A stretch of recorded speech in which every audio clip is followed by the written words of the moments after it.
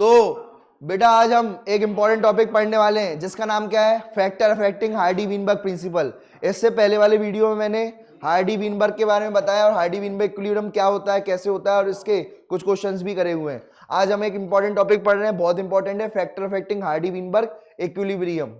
ठीक है, Hardy-Weinberg equilibrium क्या बताया था, P plus Q equals to 1, यानी सम ऑफ फ्रीक्वेंसी क्या होती है, 1 होती है। सम ऑफ फ्रीक्वेंसीज क्या होती है, 1 होती है। ठीक है, फ्रीक्वेंसीज का सम करोगे तो 1 आएगा भाई। ठीक है, अगर ये कैसे भी, अगर ये इक्वेशन जो दी है, अगर कैसे भी इक्वेशन ये चेंज होती है, क्या होती है, चेंज होती है, तो इसका मतलब जो है इवोल्यूशन आ चुका है। क्या आ चुका है, इवोल्यूशन आ चुका है। आई बात समझ में? तो ये आपको याद रखना है। और हार्डी-वीनबर्ग प्रिंसिपल वहां लगता है जो नॉन इवॉल्विंग पॉपुलेशन होती है। कैसी होती है, नॉन इवॉल्विंग पॉपुलेशन में ही हार्डी-वीनबर्ग इक्विलिब्रियम लगता है। ठीक है, और अगर ये इक्वेशन चेंज होती है यानी इवोल्यूशन हो चुका है। कौन सी इक्वेशन चेंज होती है बताओ भाई, P plus Q equals to 1, P plus Q equals to 1। ये P plus Q equals to 1 जो होता है ये क्या है, हार्डी-वीनबर्ग इक्विलिब्रियम है। ठीक है, इसको लिख लो भाई जल्दी जल्दी। ठीक है, चलो इसको लिखो। हार्डी-वीनबर्ग जो इक्विलिब्रियम लगता है, जो हार्डी-वीनबर्ग इक्विलिब्रियम लगता है वो नॉन इवॉल्विंग पॉपुलेशन के लिए लगता है। किसके लिए लगता है, और हार्डी-वीनबर्ग इक्विलिब्रियम क्या होता है, एक रूल होता है P plus Q equals to 1, sum of frequency equals to 1। अब इधर देखते जाना भाई, P, अब देखो हार्डी-वीनबर्ग मेंटेन, हार्डी-वीनबर्ग जो होता है वो अगर आप देखोगे बेटा तो P plus Q equals to 1 अगर मैं बात करूं तो इन कंडीशनों में हार्डी-वीनबर्ग इक्विलिब्रियम फेल हो जाता है। पहला, या तो इवोल्यूशन हो जाए, या तो क्या हो जाए, इवोल्यूशन हो जाए, तो हार्डी-वीनबर्ग इक्विलिब्रियम जो है P plus Q equals to 1 जो है वो फेल हो जाएगा। दूसरा जेनेरिक ड्रिफ्ट, जो दूसरा कौन सा हो गया, जेनेरिक ड्रिफ्ट। देखो अब उसके बाद जेनेरिक ड्रिफ्ट क्या नहीं होना चाहिए, जेनेरिक ड्रिफ्ट नहीं होना चाहिए। क्या नहीं होना चाहिए, जेनेरिक ड्रिफ्ट नहीं होना चाहिए। रिकॉम्बिनेशन नहीं होना चाहिए। ठीक है, अभी पढ़ेंगे क्या होता है रिकॉम्बिनेशन, जेनेरिक ड्रिफ्ट।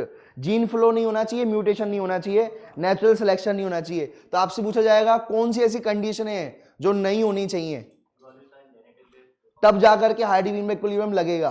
तो इवोल्यूशन नहीं होना चाहिए, जेनेरिक ड्रिफ्ट नहीं होना चाहिए, रिकॉम्बिनेशन नहीं होना चाहिए, जीन फ्लो नहीं होना चाहिए, म्यूटेशन नहीं होना चाहिए, और नेचुरल सिलेक्शन नहीं होना चाहिए। तो ये कंडीशन नहीं होनी चाहिए, तब जाकर के जो है हार्डी-वीनबर्ग इक्विलिब्रियम लग जाएगा, P plus Q equals to 1 हो जाएगा। और सुनो क्या होना चाहिए, वो होना चाहिए रैंडम मेटिंग। क्या होना चाहिए, रैंडम मेटिंग का मतलब ये होता है कि जो है रैंडमली कोई भी किसी से शादी करे।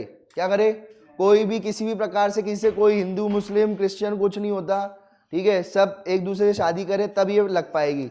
ऑटो वाला जो है वो डॉक्टर से शादी कर रहा है, ठीक है, और जो है सब्जी वाले ने जो है इंजीनियर से शादी कर ली, तो ऐसा होता नहीं है। ठीक है, ऐसा होता नहीं है। ठीक है, तो लेकिन जो है अब यहां पर जो है क्या होना चाहिए, रैंडम मेटिंग होना चाहिए। क्या होना चाहिए, तो बताओ हार्डी-वीनबर्ग इक्विलिब्रियम अगर पास करना है, P plus Q equals to 1 करना है, तो क्या चीज होनी चाहिए और क्या चीजें नहीं होनी चाहिए, रैंडम मेटिंग होनी चाहिए, कोई भी किससे भी शादी करे, और दूसरा क्या नहीं होना चाहिए, इवोल्यूशन नहीं होना चाहिए, जेनेटिक ड्रिफ्ट नहीं होनी चाहिए, रिकॉम्बिनेशन नहीं होनी चाहिए, जीन फ्लो नहीं होनी चाहिए, और म्यूटेशन नहीं होनी चाहिए, और नेचुरल सिलेक्शन नहीं होना चाहिए। तो सबसे पहले अपन जो है क्या पढ़ेंगे, पर ये हमारे यहाँ लगेगा ही नहीं। क्यों, क्योंकि ह्यूमन में रैंडम मेटिंग होती नहीं है, ह्यूमन में रैंडम मेटिंग नहीं होती। ठीक है, humans are not like dog. ठीक है, तो जहां पर कोई जाति, यहाँ पर जातियां, धर्म और उसी हिसाब से शादियां होती हैं। ठीक है ना, चलो अब ये देखो, अब बात करते हैं आगे की।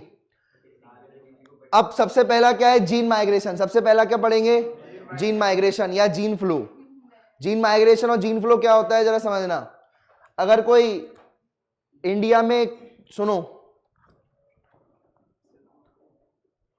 एक ले ली मैंने इंडिया और दूसरे ले लिया मैंने जिम्बाब्वे, पाकिस्तान छोड़ो,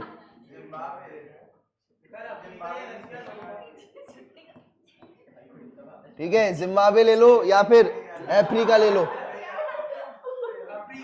ये देखो, सुनो, देखो भाई सुनो, अगर आप देखोगे इंडिया में गोरे लोग ज्यादा हैं, कैपिटल ए ज्यादा है, और अफ्रीका में काले यानी स्मॉल स्मॉल उदाहरण के तौर पे वो ज्यादा है। उदाहरण के तौर पर, ठीक है। तो अब क्या हुआ कि इंडिया से लोग अफ्रीका आने लग गए और अफ्रीका से लोग इंडिया जाने लग गए। तो अफ्रीका में आप देखोगे बहुत सारी नई कंपनियां इंडियन खुली हुई हैं, आपको पता होगा ये बात, ठीक है। तो जैसे एयरटेल वगैरह इंडिया, जो इंडिया का है वो बाहर है, जियो वगैरह भी बाहर है ना, तो अफ्रीका में है ऑलरेडी। तो कहने का मतलब ये है कि इंडिया के लोग कहाँ जा रहे हैं, अफ्रीका में, और अफ्रीका के लोग कहाँ आ रहे हैं, इंडिया में। तो इसे कहते हैं माइग्रेशन। क्या कहेंगे, तो वो जो अपने जब जाएंगे तो अपनी एलील भी तो ले जाएंगे कि एलील वहीं छोड़ जाएंगे, एलील तो अंदर ही रहती है, तो जब जाएंगे तो अपनी एलील भी ले जाएंगे।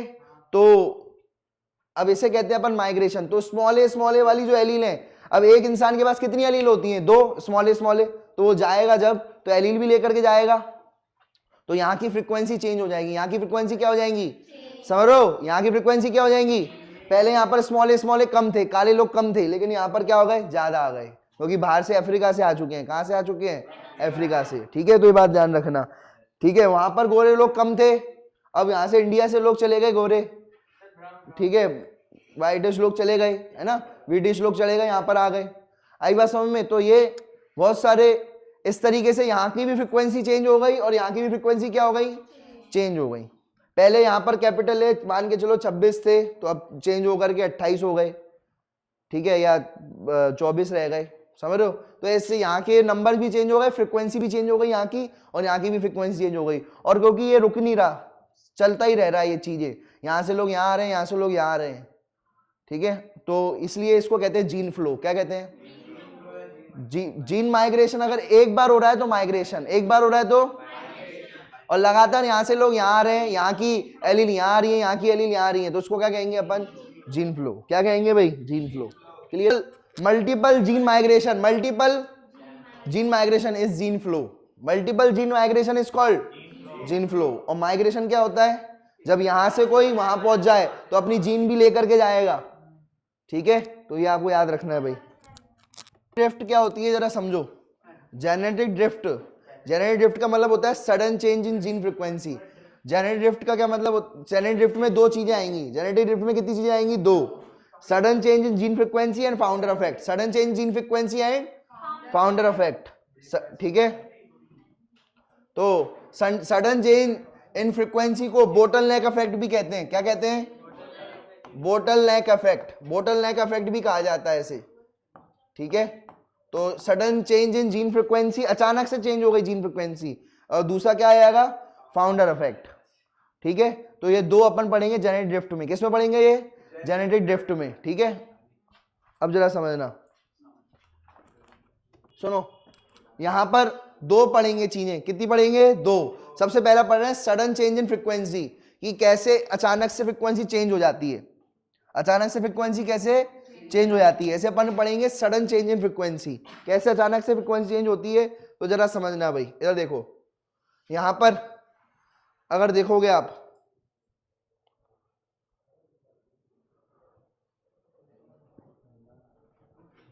देखो उदाहरण के तौर पर मैं आपको बता देता हूं,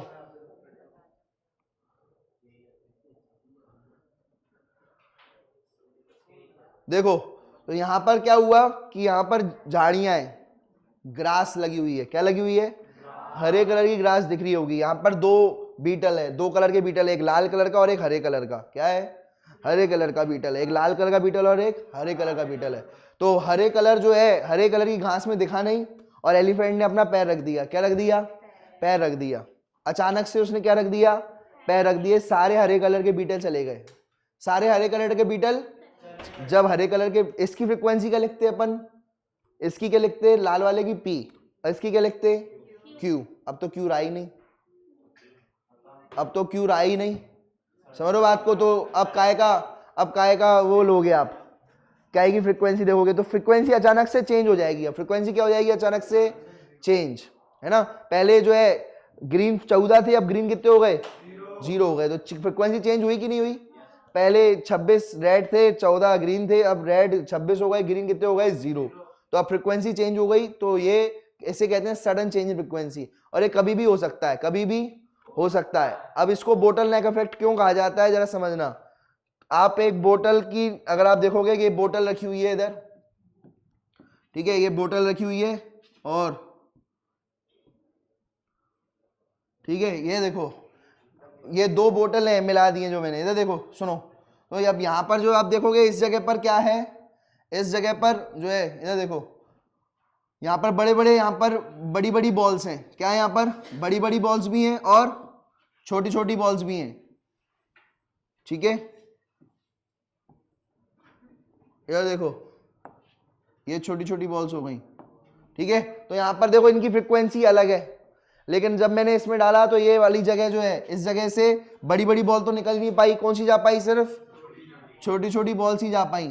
ठीक है, तो ये जो है छोटी छोटी बॉल्स जा पाई, और ये वाली भी चली गई ब्लू वाली, और ये वाली पिंक वाली भी चली गई, लेकिन कौन सी वाली रह गई, ग्रीन वाली गई। तो यहाँ की फ्रीक्वेंसी अलग थी, फिर जब इसमें गई तो फ्रीक्वेंसी क्या हो गई, अलग हो गई, सडनली चेंज हो गया, क्योंकि बीच में ये कुछ भी आ सकता है। अब ये बीच में हो सकता है कोई नेचुरल क्लाइमेट ही आ गई हो, समझ रहे हो, उससे भी चेंज हो सकता है। यहाँ पर तो बीच में जगह ही नहीं है, तो जा कहां से पाएगा, तो चेंज हुआ है। तो इसे अपन बोटल नेक इफेक्ट कहते हैं। क्या कहते हैं, सडन चेंज हुई फ्रीक्वेंसी, किसके द्वारा, बोटल के नेक के द्वारा। अब ये नेक आप अब इसको ज्यादा इमेजिन करोगे तो जैसे एक तरीके से रिस्ट्रिक्शन है, वैसे ही हो सकता है हमारे एक नेचुरल क्लाइमेटिक फ्लड आ जाए। क्या आ जाए, फ्लड आ जाएगी, तो हो सकता है चेंज हो जाए फ्रीक्वेंसी हमारी, हम लोगों की फ्रीक्वेंसी क्या हो जाए, चेंज हो जाए। आई बात समझ में। तो जो है पूरे वर्ल्ड में अगर आप देखोगे काले लोग जो है ज्यादा, जिम्बाब्वे में मान के चलो वहां पर पूरी फ्लड आ गई, अफ्रीका आ गई, पूरे अफ्रीका में मान के चलो फ्लड आ गई, सब लोग वहां पर मर गए, तो फ्रीक्वेंसी चेंज हो गई कि नहीं हो गई, पूरी कंट्री पूरे वर्ल्ड की। तो इस तरीके से फ्रीक्वेंसी चेंज हो सकती है। अब अचानक से कोई भूकंप आ गया वहां का जो है अफ्रीका में, और पूरे सब लोग अंदर चले गए। आई बात समझ में, अर्थक्वेक आ गया और सब लोग जो है, आप देख रहे होगे गड्ढा बनता चले आ रहा है, देखा होगा आप लोगों ने, अफ्रीका में एक लाइन खिंचती जा रही है, और हो सकता है वो आगे जाके इंडिया के साथ जुड़ जाए कुछ पार्ट, आपको पता होगा ये बात, पता है नहीं पता, ठीक है चलो, तो वो बताऊंगा मैं। अफ्रीका में, अफ्रीका जो है, अब जो है मुंबई जो रहेगा वो वहां पर पहाड़ बन जाएंगे बड़े बड़े, पता होगा ये। अफ्रीका जो है, जो अफ्रीका है उसका कुछ हिस्सा कट रहा है, उसमें बकायदा लाइन आ गई है, दरार आ गई है, और यहाँ से कहाँ जुड़ जाएगा, इंडिया के साथ जाकर के जुड़ जाएगा। किसके साथ जाके जुड़ जाएगा, तो यहाँ पर जो मुंबई है वहां पर अब ओशियन नहीं रहेगा, सीधे ये जब मिलेंगे तो पहाड़ बन जाएगा ये, समझ रहे हो, गोवा, महाराष्ट्र। ठीक है, अभी उसके लिए बहुत टाइम है, अभी टेंशन मत लो तुम, अभी टेंशन लेने की जरूरत नहीं है। इधर देखते जाओ भाई, सुनो। अब दूसरा क्या है, दूसरा ये तो हो गया सडन चेंज इन फ्रीक्वेंसी। अब और दूसरा इसमें जेनेरेट ड्रिफ्ट में दो चीजें आई थी, पहले कौन सी थी, सडन चेंज इन फ्रीक्वेंसी, पहली कौन सी थी, सडन चेंज इन फ्रीक्वेंसी, और दूसरी कौन सी थी, फाउंडर इफेक्ट। दूसरा कौन सा था, फाउंडर इफेक्ट। तो अब अपन फाउंडर इफेक्ट पढ़ रहे हैं, अगर दोनों अपन ने पढ़ लिया तो जेनेरेट ड्रिफ्ट खत्म हो गया। जेनेरेट ड्रिफ्ट क्या हो गया, खत्म। अब फाउंडर इफेक्ट का क्या मतलब होता है, जरा समझना कि यहां पर जो है देखो, ये यहां पर इंडिया में लोग रह रहे हैं, लेकिन इंडिया में बड़े लोग रह रहे हैं लंबे लंबे, और कुछ चिकने लोग पैदा हुए बिल्कुल बोने बोने, क्या हो गए, बोने बोने बिल्कुल पैदा हो गए। ठीक है, तो अब ये देखो, अब क्या हुआ कि इंडिया के लोग जो है बहुत ज्यादा परेशान कर रहे हैं उनको छेड़ रहे हैं।